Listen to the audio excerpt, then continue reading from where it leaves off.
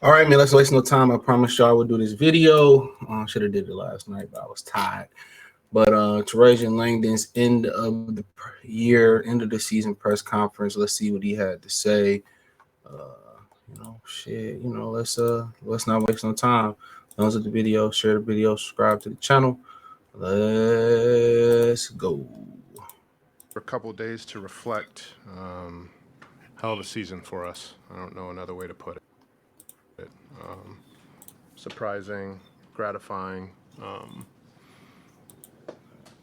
guess it creates different expectations going into next year for us. You can see that both ways, positively and negatively, right? But I think it's way more positives. I think our guys are really excited, not only about what we achieved, but looking forward to getting better. And then how can we take a step the next season? JB and I have been having exit interviews with our guys and hearing a lot of positives about how much they've enjoyed the season, from a lot of people how it was the best year of their career from an enjoyment standpoint and level of competition, and obviously what we were able to, the amount of success that we had. So I think what we set out to do from an environmental and a cultural standpoint, we were able to do, which is great, especially in year one. A lot of times that takes time, and look, I know culture is a word that's used a lot, and it's not something that's built. You have to sustain it, and so we know we're in a good place with it, but we have to continue to work and strive to keep it where it is and make it even better. But what JB and what our players did, what our performance staff did to keep these guys healthy, was great. It was a lot of fun. Was incredible in ways, and nobody expected, except for a lot of the players, to have the success that we had. So now we're gonna debrief with these guys and start gathering up internally after some time and understand how we can get better going into the summer and obviously next season. Trajan, talk to you.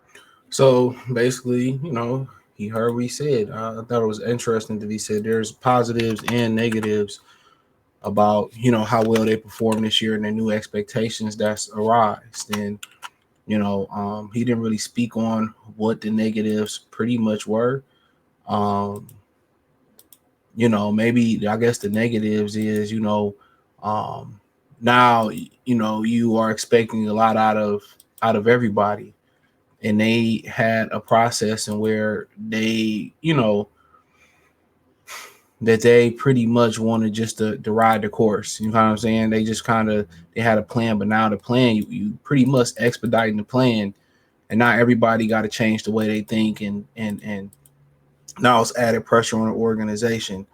If you choose to go out and get a star and throw off the camaraderie, then it's like you fucked up. You know what I'm saying? So I guess what he's saying, but the positives are guys are hungry and they want to be there. So it's always good when you create an environment where guys want to be there. A few weeks ago, and you talked about, just the surrealness of it. Now that we're a few days past the playoffs, sort of what stands out most about last season that allowed this to maybe speed up and click faster than what you expected? If there's two or three things that come to mind.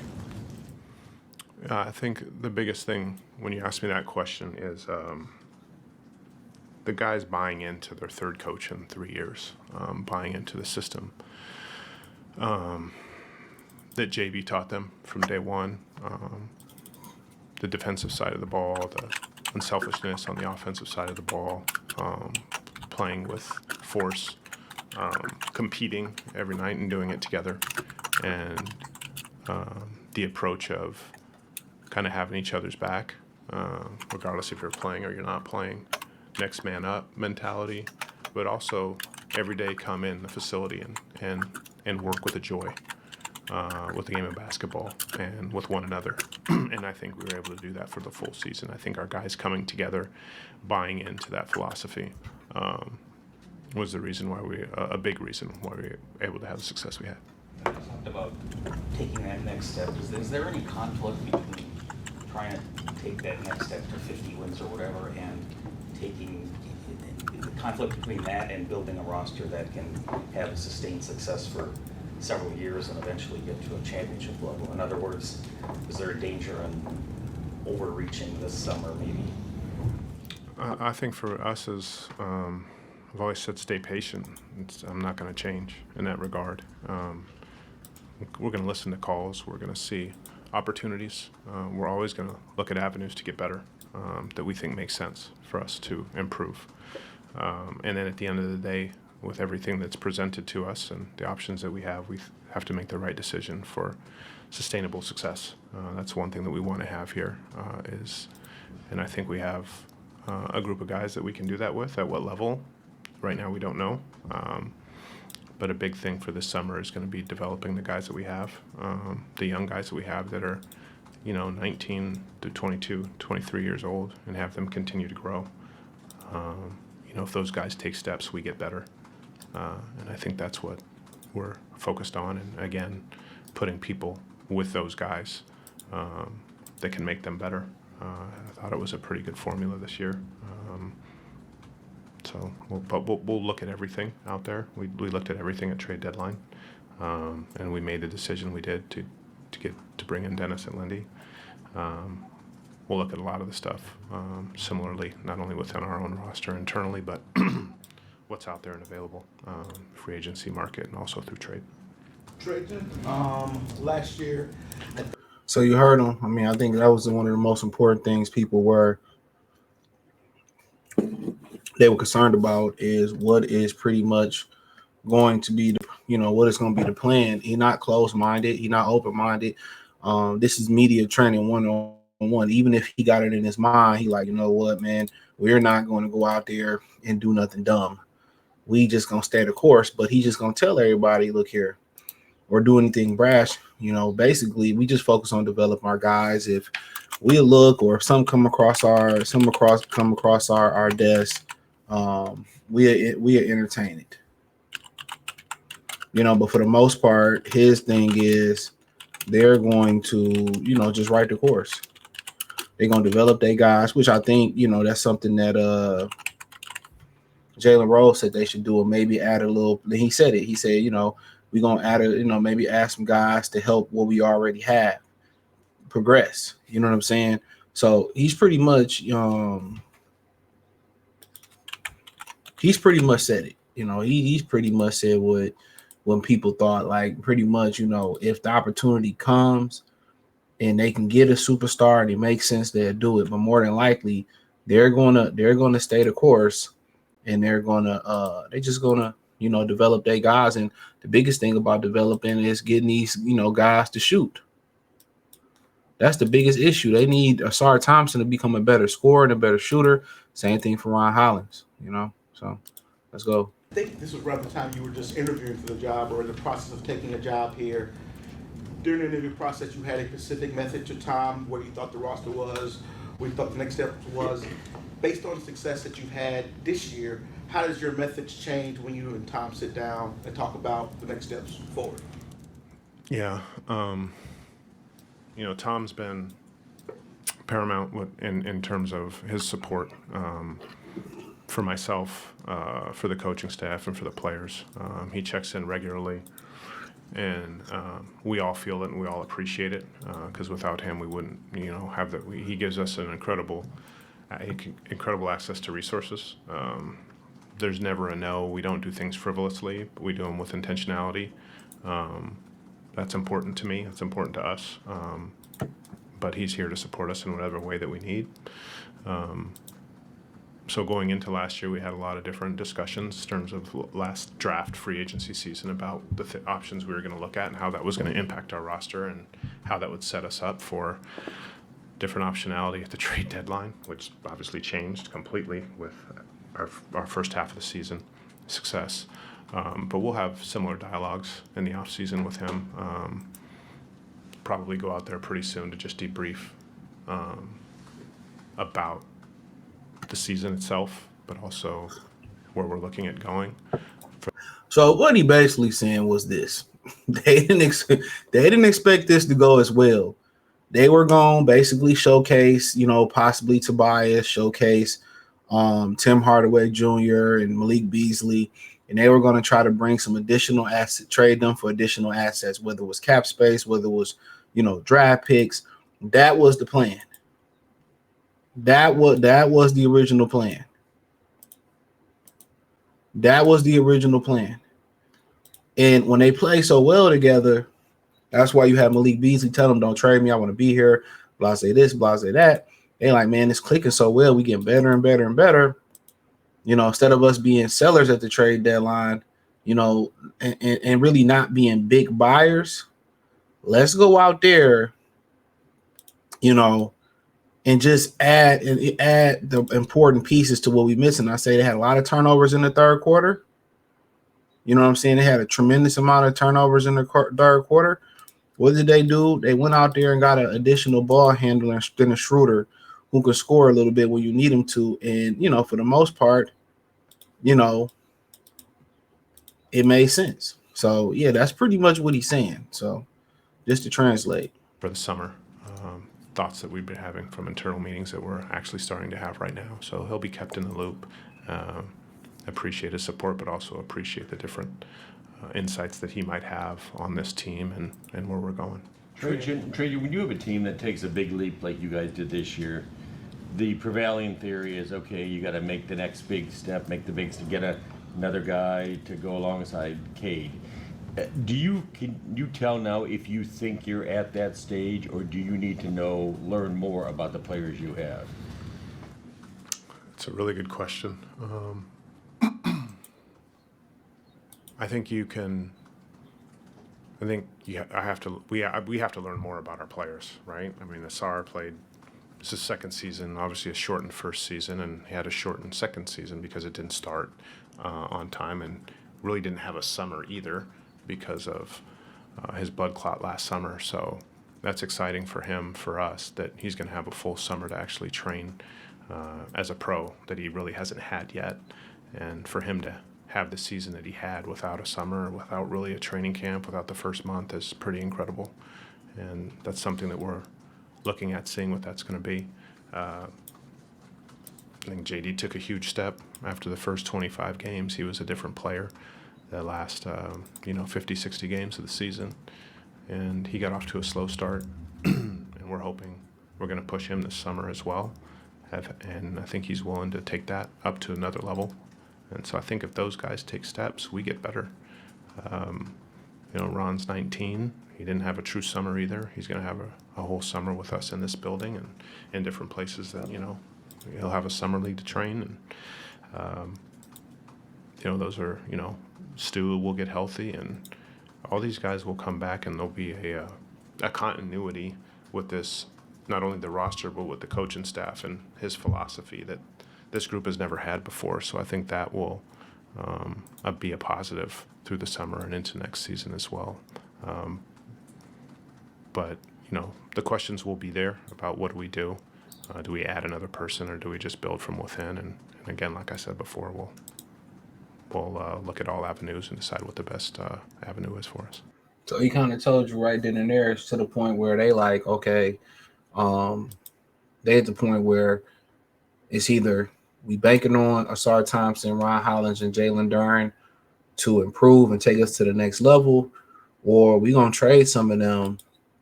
We're going to trade some of those guys to get to the next level. That's pretty much what he's saying. Those are the guys that we need to improve, And if not, those probably the guys that we're going to have to flip to get the guys that we really, really want. And right now, he's saying they banking on development. Would it be fair, Trajan, to say your biggest need would be a stretch 4 or 5, somebody who could shoot from the outside? And if not, what do you think is the biggest need going into next year? I'm not really going to pontificate right now about what that need is. We'll identify what those things are, but the need is one thing, but the availability and the options to bring said player in, whoever that is, it can be difficult too, right? You also need 2 to tango, whether that's free agency or trade. So we have to balance all those things and understand what's the best avenue for us to go down. Trajan, one guy I don't think you mentioned there was Jaden Ivey. How would you assess his season before getting hurt, and did anything he do over the first 2 months change the way you guys view his ceiling or his long-term potential in the NBA? Yeah, I probably didn't. Definitely didn't mention several players, so I apologize for that. Yeah, J.I. has a session today. He's down there working in the weight room and on the court. This has been painful for him. He's an incredible human being and teammate. He's been supportive, but it's been hard watching our run and watching the playoffs and knowing how competitive he is. And he won 2 games for us. So in the end of the day, that's huge. And he had an incredible first 2 months of the season, and he helped us turn around. So I'm excited to see what his summer looks like and what he's going to look like coming back in the fall as well. He's a guy that impacts the game on both ends of the floor and in between in transition. So adding him to the roster that we have, I think, will create an even more explosive dynamic and something else that our coaches and players can use to help us win games and have even more success. And I think he is going to come back a better version than he was last year. Seeing him up close for 2 months for the first time, was there anything about Say it again. Sorry. Seeing him up close for 2 months for the first time, was there anything about his game that stood out to you that maybe you didn't appreciate or know fully from afar, just things that impressed you about him watching him up close? His everyday approach to the game, I think, is something that if you're not within these walls, you just don't know. Very passionate, very competitive. He's one of our hardest workers. His ability to shoot the ball was better than I thought coming in. His ability to guard, I think, took a step from his previous 2 seasons to last year. His willingness to get up and impact the ball handler. Those things were, you can feel them when you're watching the game. I think the guys he was guarding, you could feel on the floor. Gets to loose balls quickly, gets a lot of deflections. Obviously can be a secondary scorer and primary at times. So I think he took a huge step this past season. But I just think his overall competitive nature and professional approach were things that I didn't understand when I first got here. Trajan, what do you think? Sorry, Larry. Right, you're good. Speaking of steps with Cade. So, he's one of those guys that's pretty stoic in his approach when he talks, and that's the way you got to be.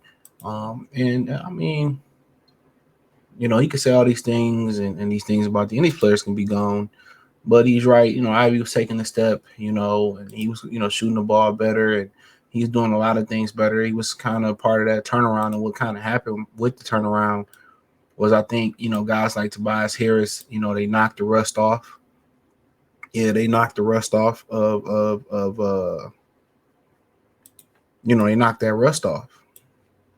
Tim Hardaway knocked the rust off. He's a veteran player. Sometimes it take a little bit for them to really, get there. And then what happened was Jalen Duren really, started to play. He spoke on that. The last 25 games of the season, Jalen Duren actually started, playing. So, imagine if you had Ivy, continue to excel through the season, and then Duren, and Duren, turns around and, he starts doing what he's supposed to do. So, honestly,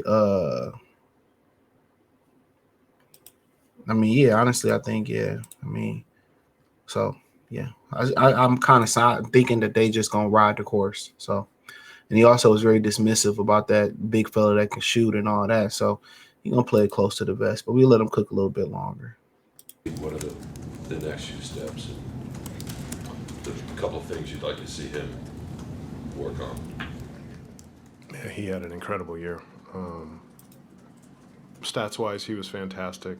He got better, but I think people that knew basketball already knew that he was a hell of a talent and he was capable of doing that, but he hadn't driven winning, and he was our main driver. He was the driver of winning for us this year.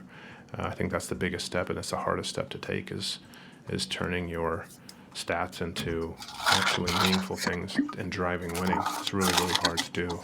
I think he was looking at other people and had targets on their backs.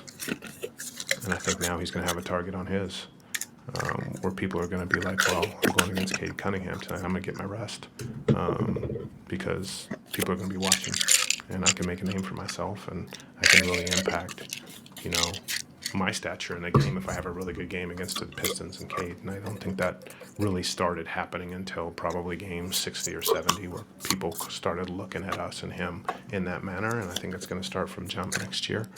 So I think the big thing for him is just, we've talked to him about it, just getting in elite shape. Obviously incredibly skilled, incredibly talented, understands the leadership part of it.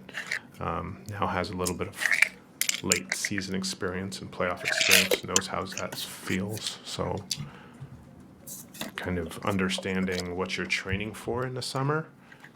Once you've experienced it, you can train for it because you felt it. If you've never experienced playoff basketball, you can't understand the level you have to go to. And now he understands that, he's felt it, and so he should be training for first, second round of the playoffs and not training for game 45 anymore. And so being in elite shape, I think it will be a huge thing for him. As of right now, you guys don't have a first round pick. The pick started like number 32 somewhere early in the second round. All right, my bad. He started to speak about, kind of Cade, and what I've been saying, what I was saying from the beginning, his stats didn't impact winning. And he said now that, people really started to take notice because they winning. And now, you had like Kevin Love put up a bunch of meaningless stats in Minnesota. When they got to playing meaningful basketball, the stats wasn't the same in Cleveland. Not saying he wasn't a good ball player, but that's just what the facts were. So he's right about that. And now he will have a target on his back, and the Pistons will be the hunted and not be the sneaky, predator. And like he said, they started to see that, and they're talking to Cade about, okay, you got to be in elite shape. Every night you have to be in elite shape. And people think, oh, he's a vegan. Veganism don't guarantee health. You know what I'm saying? It doesn't. You can overeat as a vegan and still be fat as hell and not in shape. So, but I'm going to let him cook a little bit longer, and then we out of here. As of right now, with the NBA Combine next week, what's your early projection and outlook of the draft as of right now? We're picking 37. The interesting thing is, and I don't know how much will be true to this, but it looks like with all the money that's being thrown around in NIL, you're having a lot less players put their name in. You're having pretty good players pull their name out, and you might have even more pull their name out if these things start and the NIL packages get up $3 to $4 to $5 to $6 million. These guys aren't going to put their name in to be the 25th pick or even the 18th pick. They're going to go back to school and hope to be a lottery pick next year. So with that pool of players decreasing, kind of can decrease the odds of the level of player that we get at 37 just through pure mathematics. But I can't tell you that there's a specific thing we're looking at doing in the draft. We'll again understand the landscape of it and see if we can move up if there's a player that we really like, but then we have to look at how much that cost is to the kind of player that we think we're going to get, and we'll weigh all these things as we get information in Chicago and start doing our draft prep going forward towards the draft in June. When you're looking at potentially adding a significant impact player, call it what you want, would you say it'd be more likely that would happen in a trade than in free agency? Can you repeat the question? So let's say you're looking at adding a significant player, all-star caliber or all-star player. Would you say that's probably more likely to happen in a trade or in free agency?